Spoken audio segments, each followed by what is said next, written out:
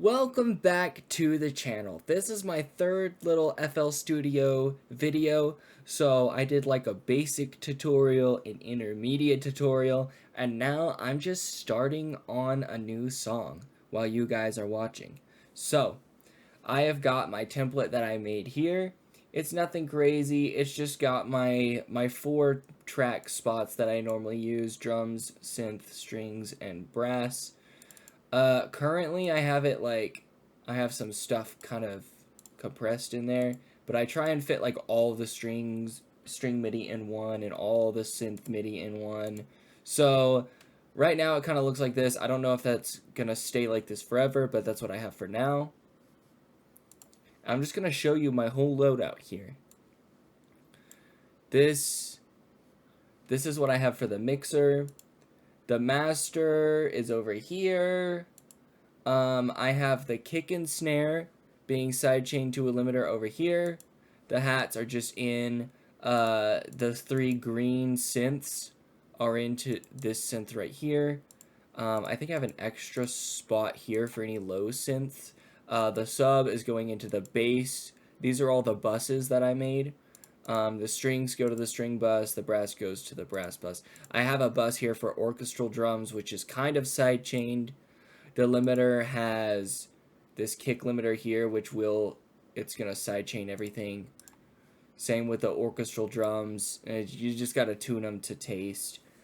The master has like just a limiter, a compressor, and then I've kind of messed with EQ, nothing crazy. I always tweak this stuff to be like unique to the project, so it doesn't really matter.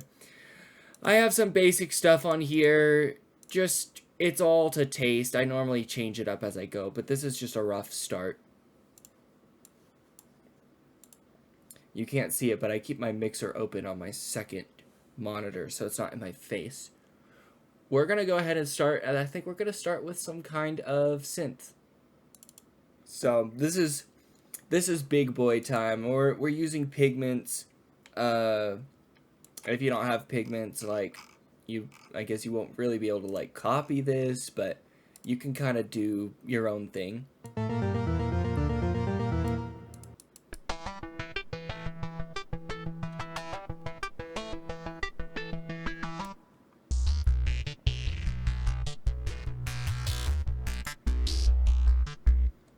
Now, why are we doing that? That's a flaw in my preset, I guess. Whoopsie!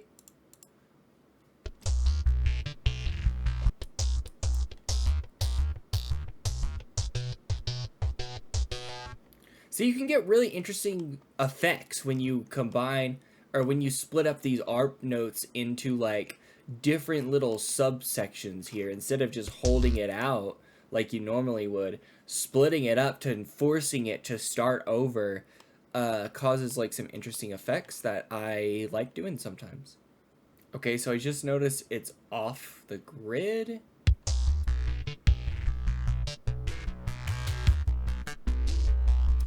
Okay, so this arpeggiator runs in triplets, which is why I've never used it, because it's not on the grid. So this is what I've come up with to make it in time.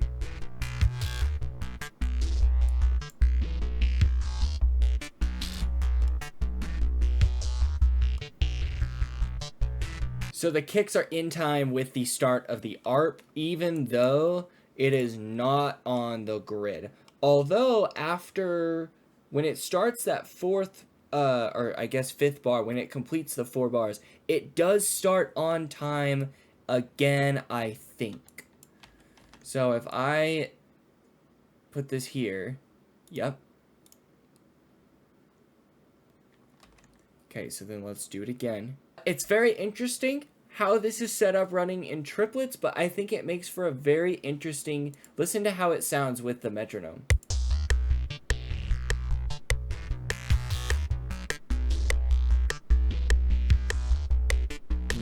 Not right. But that one was.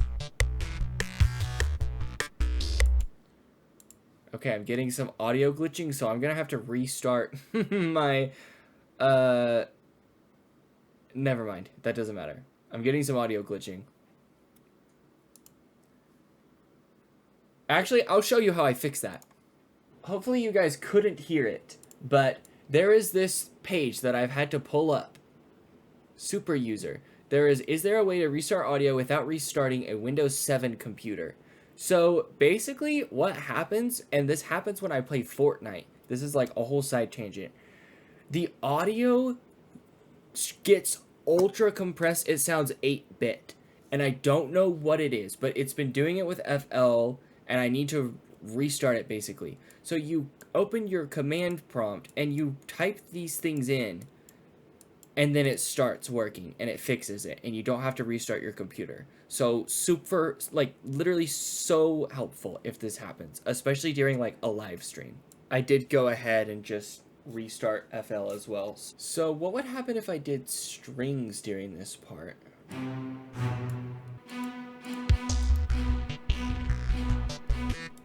I'm gonna use the drums as a roadmap.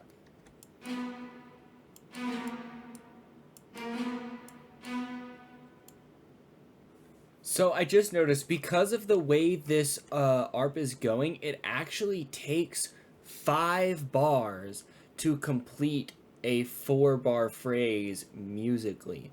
On the grid, it's 5 bars, but musically, you've got this section here. This is a whole 1 to the next beat here. So like 1 to 2 to 3 to 4. So bar 5 musically is starting almost halfway through bar 6 on the grid. So I wonder if there is a time signature that I can use to kind of smooth this out. So that's what I'm going to look at. I'm going to just throw one at the start. You can go to time markers, add time signature change. And I mean, I'm just going to have to mess around with numbers.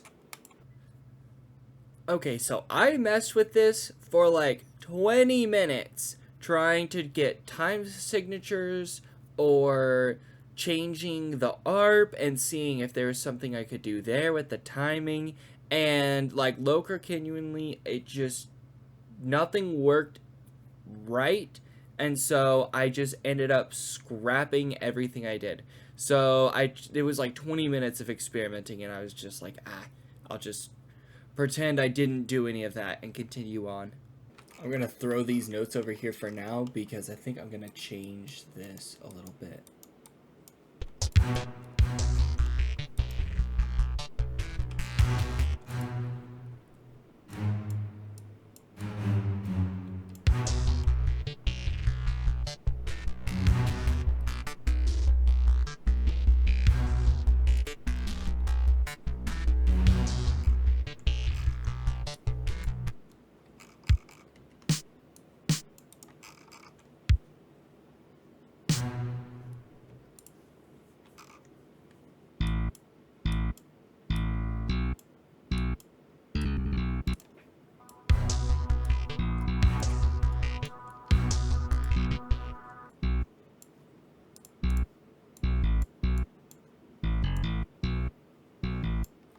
I've replayed that like 20 times, but I think I finally got a sound that I want out of it. I'm gonna just make it my purple bass and route it to the sub channel, the sub bus.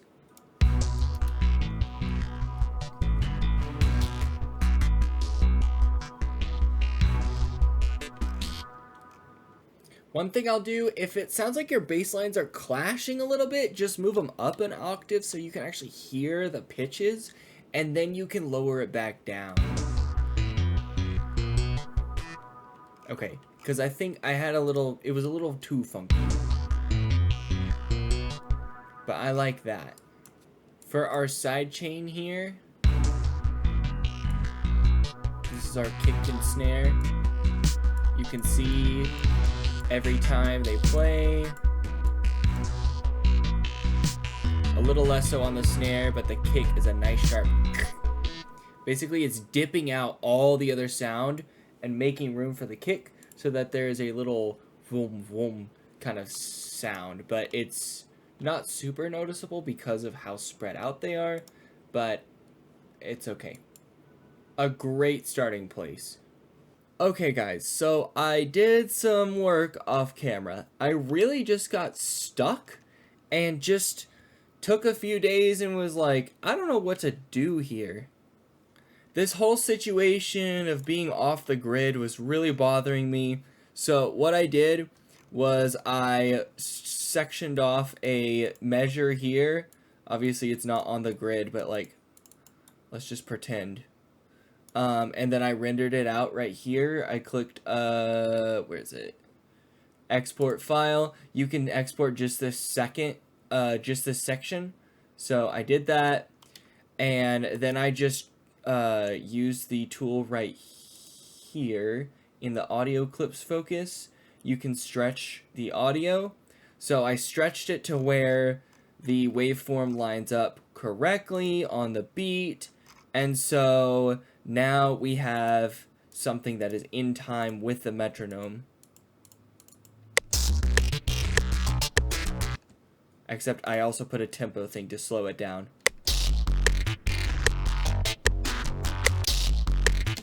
It sounds a little rough. Give me just a second. Okay, I fixed it. There's like some weird stuff where when you're soloing the tempo track or this track, it's kind of messed up. So actually what I'm gonna do now is I'll render this as an audio clip. I should have muted it or soloed it. Let's do it this way so I don't mess up the pitch. Just do a WAV file, song selection, yeah. Turning this on and off lets you change like the clip borders. So without changing the pitch or the speed or anything.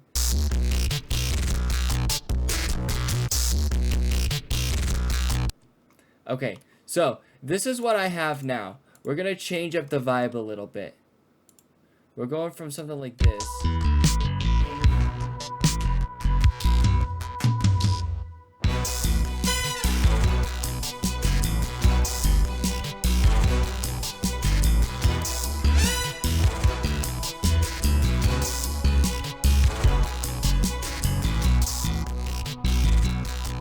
So, I did the same thing that I did earlier. I mean, I made a new bass line. I've got the pads here, the same pad I was using up there. The only thing different I did was I added some brass. It's a key switch. So, I've got low brass here. And then up here, I've got key switch for a trumpet. So, that's fun. The brass has a nice sound here, the big horns. We didn't have any hi-hats before. Now we do have some ride, which is nice. It adds a little more drive.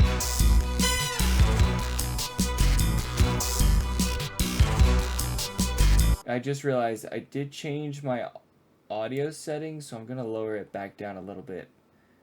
That volume might have been kind of loud. That's what happens when you break your recording up into separate days.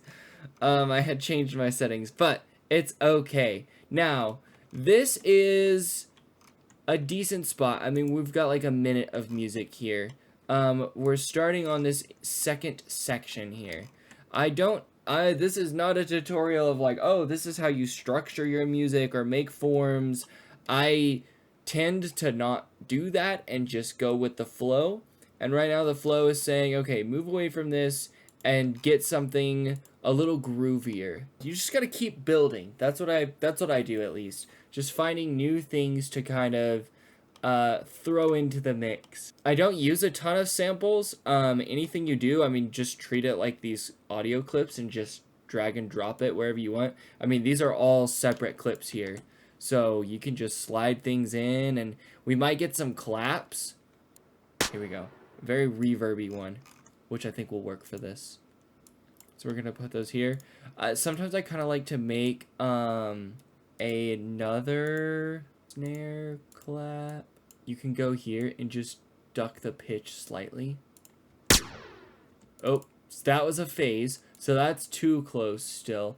I think 100 cents, you can see it scrolling up there in the corner, is one like note. So like a C to a D or a D to a D sharp. Come on. So let's pitch it down just a little bit. And heck, we'll go even lower. There's some panning here that we can do. So we can pan one to the right and one to the left.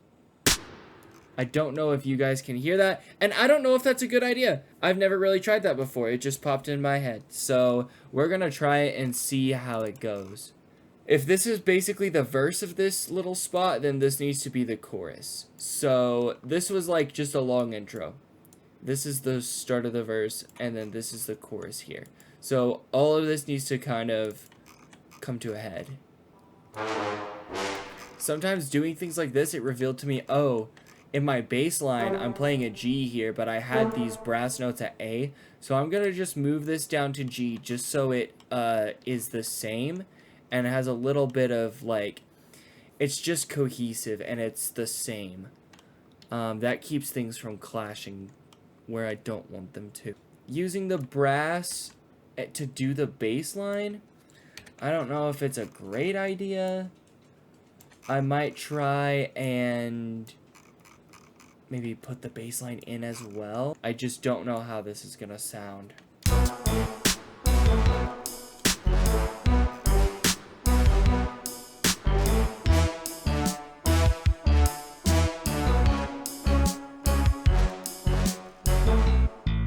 I think it's okay. And we have our strings as well.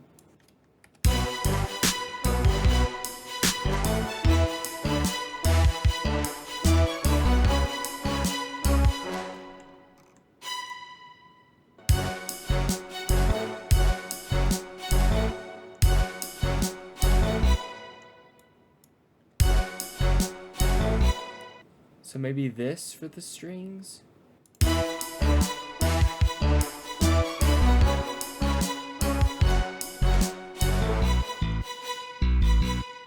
This is the first section we'll have where that little arpeggiator is not going.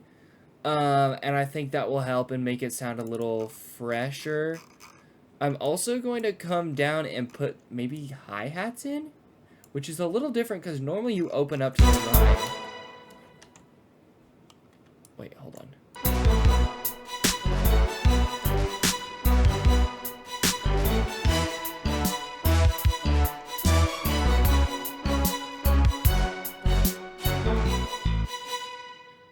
Okay, guys. I'll quickly pull over my mixer here. Where are we? Here we go. I've got all my brass routed to the brass, strings to the strings, synths to the synths, all over here on the buses. I think there's a few new ones that I added that I haven't put in yet. Oh, never mind, I did. Channel 11 is for the ARP, so I've already got effects and stuff on there, so I can just name it that.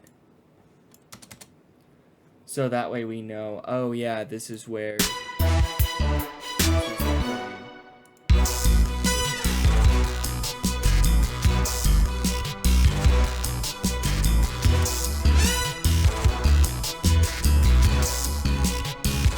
There we go. Okay.